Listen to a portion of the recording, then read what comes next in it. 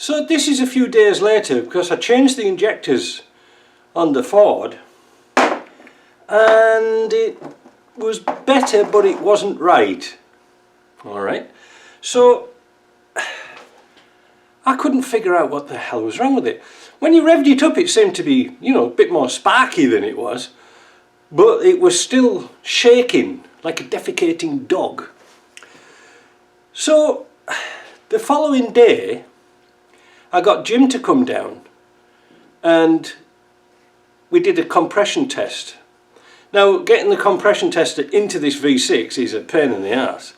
It's not very, you know, the spark plugs are in a bitch of a place to get to. Anyway, that aside, I did a compression test just on one cylinder. So I took all the plugs out, compression test on, what would it be? 1, 2, 3, 4, 5. Cylinder 5, which is opposite cylinder 2. Now, when Jim first came in with this truck, the check engine light was on and I put my diagnostic on and it said cylinder 2 misfire. So that's where we concentrated, changing plugs, leads, and then eventually found out there was an injector blocked. So I started to do a compression test, and on, well, let me see, on the right hand side bank, looking towards the engine, I know you should do it the opposite way around, but on the right hand bank, 5 cylinder, 150 psi, hurrah. Then I put the compression tester in the other side, £30. This didn't seem right.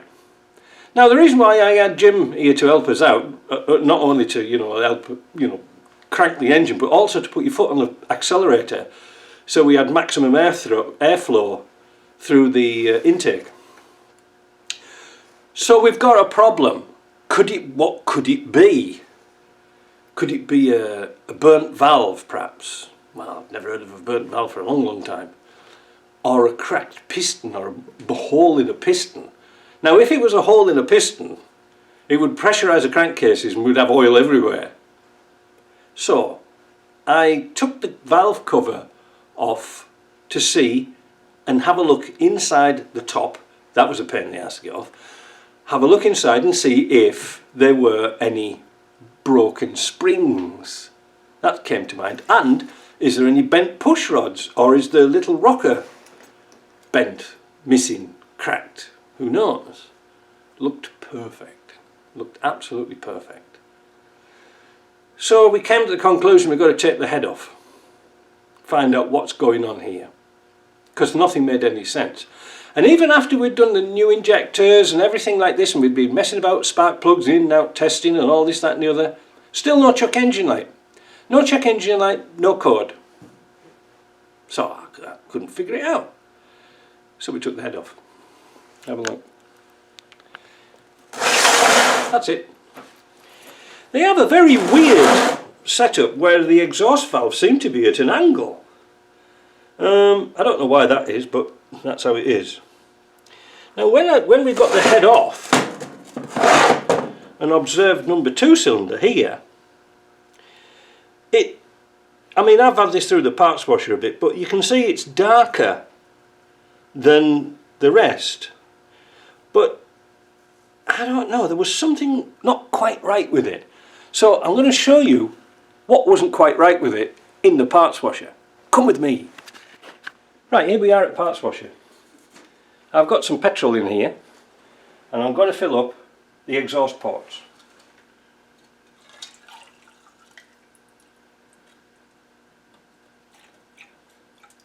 I think you can see already what's happening.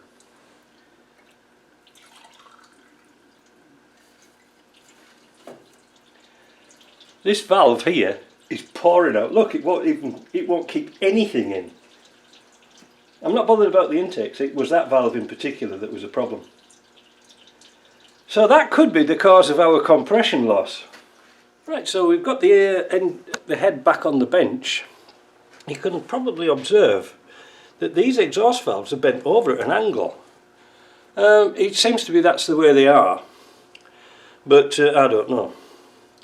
So what we're going to do in real time, we're going to take it to bits again and see what's wrong. Yeah, we'll check them all out. So we'll do that now. I'm not bothered about where bits go because The thing was we were concerned about is was the springs bent? You know, I don't know.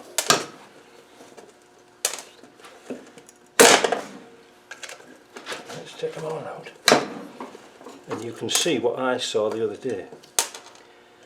Let's get them up there. There's a little collet gone missing somewhere. There it is.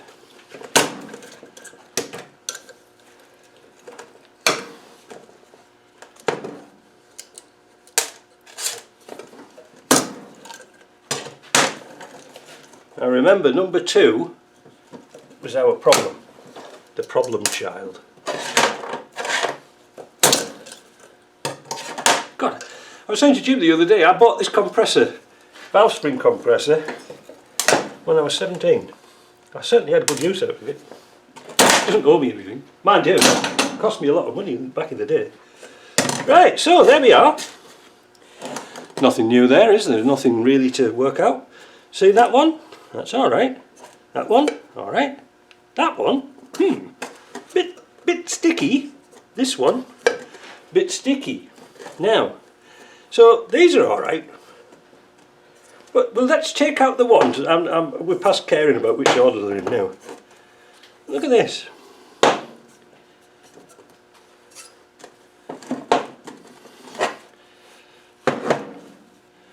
Two of the valves here are sticking. These two.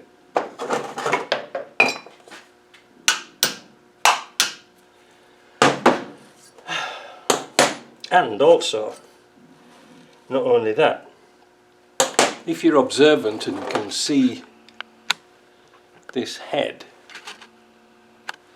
you can see the seat here is all black. You know, see this one here, that's polished. The intake's pitted and but polished, but this one on number 2 is a bugger. Now let's observe the valves. They look pretty good, but again, look at the seats. Well, there you are up there, aren't they? See, look at the seats. They're not even polished. So it gets to me to wondering what the hell's going on here. That's sticky in there, not too bad though. And I know I'm mixing them all up now, but it doesn't matter because I know what's wrong with it.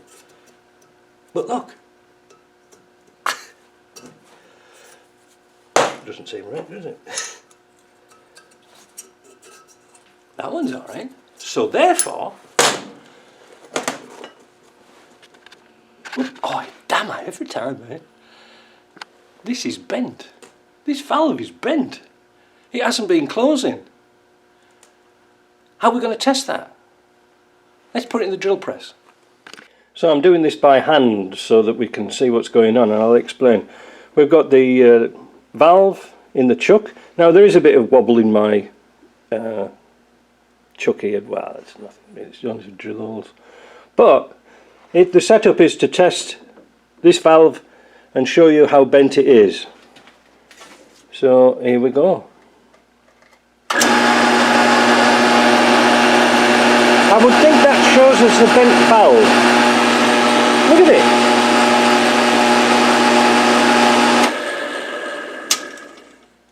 Back to the bench. Well, that was interesting, wasn't it? The thing was, how did the valve bend? We went back and had a look at the top of the piston. No marks at all, nothing. So it hadn't hit the piston.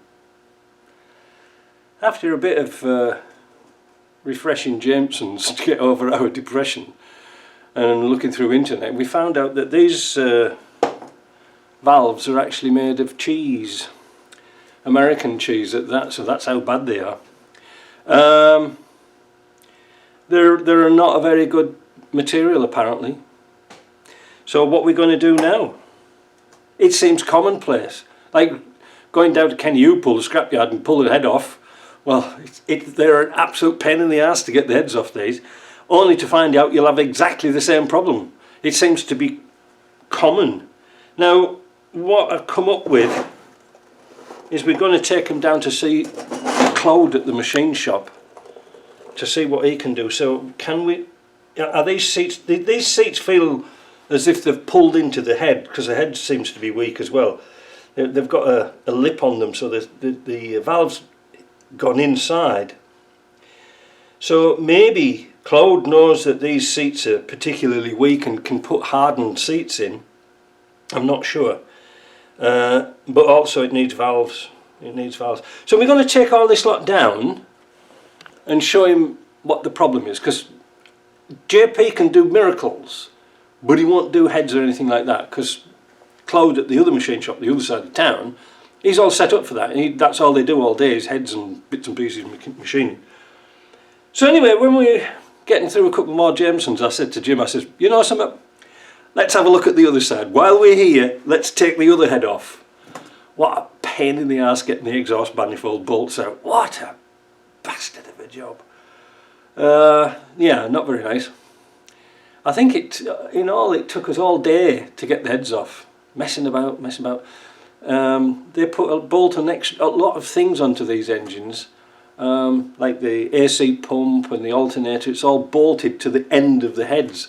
So you've got to degas the system, get the compressor out of the way, because there's a bracket that holds on the front of the head to hold the compressor on for the AC, but you can't get to it. You can't get the head off. Well, you can sort of, but they have bolts going from the front and also studs coming out the side, so you sort of have to do the okey dokey and try and get the head out. I think it was a smart move, because if we fix one side, you can guarantee that the other side will go. And now it's worth doing. So that's the story. Disappointing, isn't it?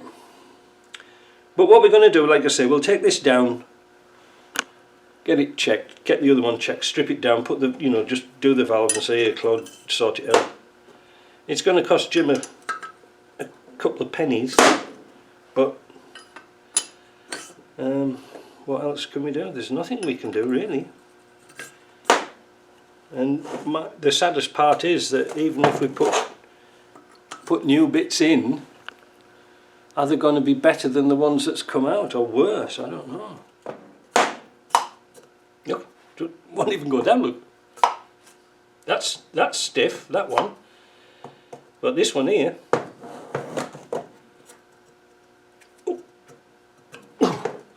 bloody hell, that's tight. Look. Yeah, that's shit. So that's what we're up to. So I didn't do a video of taking the heads off or anything like that, because it's not relevant to Land Rover stuff.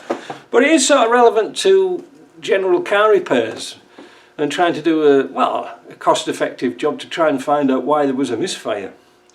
I'm sure it will be a lot better once it's finished. But when we're going to get it finished, I don't know. I really don't know. I'm going to carry on, eh? See you later.